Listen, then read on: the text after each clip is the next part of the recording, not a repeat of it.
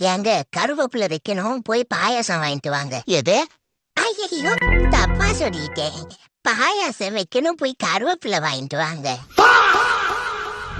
என்னங்க பாக்குறீங்க? நான்லாம் சமைக்க ஆரம்பிச்சுன்னா எல்லாரும் வழி எச்சி ஊரும் தெரியுமா? எதுக்கு உனக்கு ஆடி துப்புறக்கா? ஏம்மா என்ன அடி?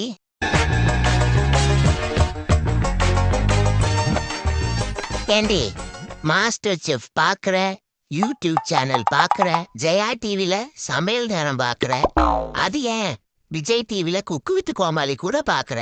ஆனா உப்மா சாம்பார் ரசம் தவிர வேற எதுவும் வர மாட்டேங்குதே. எங்க அப்பா நான் இப்படிலாம் சொல்லவே மாட்டாங்க தெரியுமா? ஆரம்பிச்சிட்டாடா. சாதாரண நாள்ல ரவைய கிளறி குடுத்து உப்மான்னு சொல்றா. அதே விசேஷ நாள்ல அதே ரவையில சர்க்கரையை மட்டும் தூவி கொடுத்து கேசரின்னு சொல்றா. என்ன லாஜிக் இது?